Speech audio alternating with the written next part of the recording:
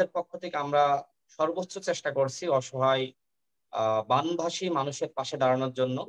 আমাদের 5টি টিম ইতিমধ্যে সিলেট এবং সুনামগঞ্জে কাজ করছে, এবং আজকে কুড়িগ্রামে আমাদের আরেকটি টিম গিয়েছে এবং সেখানে তারা অসহায় বানভাসী মানুষের পাশে দাঁড়ানোর চেষ্টা করছে।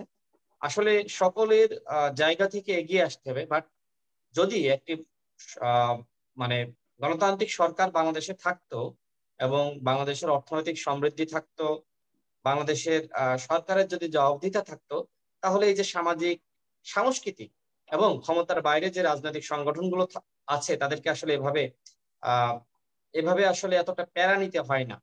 এখন দেখেন যে সিলেট এবং সুনামগঞ্জে কারা ত্রাণ দিচ্ছে?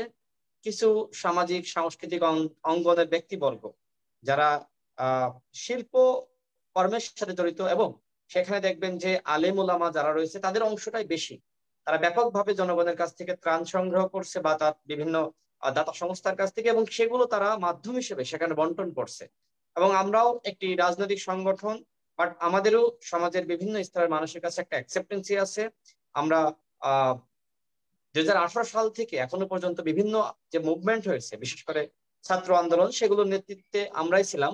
যে কারণে আপামর জনগণের কাছে আমাদের একটা গ্রহণযোগ্যতা আছে, তারাও আমাদের ডাকে সাড়া দিচ্ছে।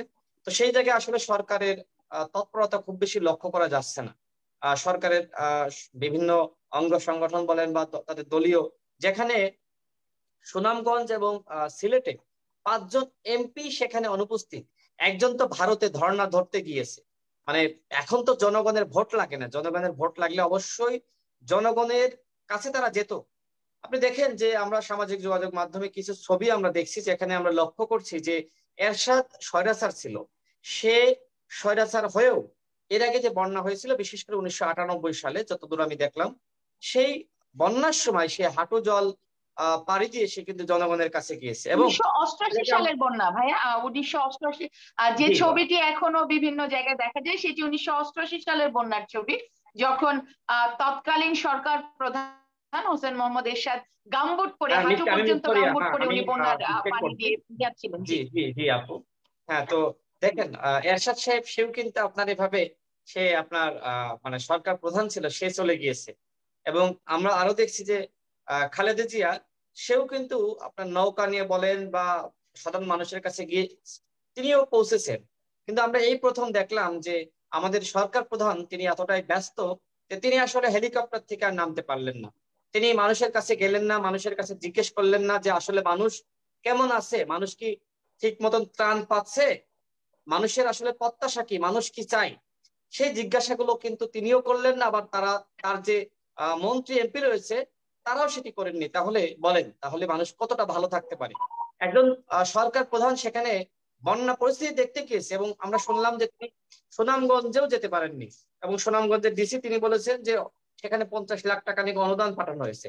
যেখানে আমরা লক্ষ্য করছি যে আওয়ামী লীগের একজন যুবলীগের আপনার আইন বিষয়ক সম্পাদক ছিল ব্যারিস্টার সুমন, সে নিজেই 1.5 কোটি টাকা সংগ্রহ করে মানুষের কাছে সে পৌঁছে দিয়েছে, এবং তাকে বহিষ্কার করা হয়েছে। কেন? প্রশাসনের একজন ব্যক্তি জয় বাংলা স্লোগান দিচ্ছিল, জয় বঙ্গবন্ধু স্লোগান, অর্থাৎ ব্যারিস্টার সুমন এটি সমালোচনা করেছিল যে দলীয় স্লোগান যেন প্রশাসনের ব্যক্তিরা না দেয়। তো দেখেন, এই সমালোচনা করার জন্য সুমনের মতন ব্যক্তিকে আওয়ামী লীগ বহিষ্কার করলো। আজকে দেখেন যে এই সুমনরাই কিন্তু আওয়ামী লীগের প্রতিনিধিত্ব করছে, আওয়ামী লীগের হয়ে সেখানে কিন্তু ত্রাণ দিচ্ছে। অথচ সুমনদের মতন মানুষদের কিন্তু আওয়ামী লীগ রাখতে পারেনি, রাখেনি। আওয়ামী লীগ কাদেরকে রেখেছে? যারা দুর্নীতি করতে পারে, যারা অর্থ পাচার করতে পারে। এই যে নাটোর 2 আসনের এমপি শিমুলের কথা নিশ্চয়ই আপনি ভুলে যাননি, তাদেরকে দলে জায়গা দিয়ে রেখেছে। এই যে আপনার প্রতিমন্ত্রী আপনার আইসিটি প্রতিমন্ত্রী পলক সাহেব, তার বিরুদ্ধে নিউজ হয়েছিল ভোরের পাতাতে, আপনি দেখেছেন যে পলক রাজ্যে দুর্নীতির পাহাড়। এবং আমাদের শিক্ষামন্ত্রীর বিরুদ্ধে, তার পরিবারের বিরুদ্ধে কি দুর্নীতির নিউজ হলো। হ্যাঁ, এবং দেখেন যে এদেরকেই দলে বড় বড় জায়গায় রেখেছে। এবং সব থেকে বড় কথা হলো, যারা সকাল সন্ধ্যা মিথ্যাচার করতে পারে, যেমন হাসান মাহমুদ, মানে তার মিথ্যা কথা শুনলে আওয়ামী লীগের নেতা কর্মীরা এক প্রকার হাসি দেয়। আমি এর আগে আরেকটি টক শোতে ছিলাম গতকাল, সেখানে আমার সাথে মেজর সুমন ছিল, আওয়ামী লীগের চেয়ারম্যান দাউদকান্দি। আমি যখন হাসান মাহমুদের কথা বললাম, তখন একটি বিষয় নিয়ে আসলে, যে হাসান মাহমুদ বলেছিল যে আওয়ামী লীগ ছাড়া আর কেউ বন্যার্তদের পাশে নাই। এবং আমি সেখানে বললাম আমরা তো সামাজিক যোগাযোগ মাধ্যমে দেখছি জামাতের আমির সব থেকে বেশি কাজ করছে। তখন এই কথা আপনি তাকে প্রশ্ন করলাম, সে তখন হেসে দিল। তো এই হচ্ছে অবস্থা, মিথ্যাচারের একটা লিমিট থাকে। এখন দেখেন পদ্মা সেতু করা হচ্ছে, এই পদ্মা সেতু নিয়ে যেখানে মানুষের পেটে ভাত নাই, মানুষের ঘর ডুবে গেছে, মানুষের কাজ নাই, মানুষের গাবাদি পশু যা ছিল, অর্থ করে যা ছিল, সব বানের জলে ভেসে গেছে। এখনো পর্যন্ত আমরা জানতে পারছি না কি পরিমাণ ক্ষয়ক্ষতি হয়েছে, এখনো পর্যন্ত আমরা জানতে পারছি না কতজন মারা গিয়েছে। এই অবস্থায় এই আওয়ামী লীগ সরকার পদ্মা সেতুকে কেন্দ্র করে তারা আনন্দ করবে। আজকেও দেখেন যে উদযাপন করার জন্য বিএনপিকে দাওয়াত দিতে গিয়েছে, তাও কাকে পাঠানো হয়েছে? একজন উপসচিবকে পাঠানো হয়েছে। অর্থাৎ এই প্রোগ্রামটি আসলে তারা দলীয় ভাবে করবে নাকি সরকার করবে? সরকার যদি করবে তাহলে সেইভাবে করা উচিত। সেখানে সরকার করলে কেন 10 লাখ নেতাকর্মীকে সেখানে হাজির করা হবে? সরকারের কি 10 লাখ নেতাকর্মী আছে? আবার আমরা দেখলাম বিএনপি কে সরকারের পক্ষ থেকে দাওয়াত দেওয়া হয়েছে, এরকম একটি কথা বলা হয়েছে। এই যে জগা খিচুড়ি একটি অবস্থা, মানে সরকার এবং দলকে আজকে আওয়ামী লীগ একাকার করে ফেলিয়েছে। তো একটি দেশে যদি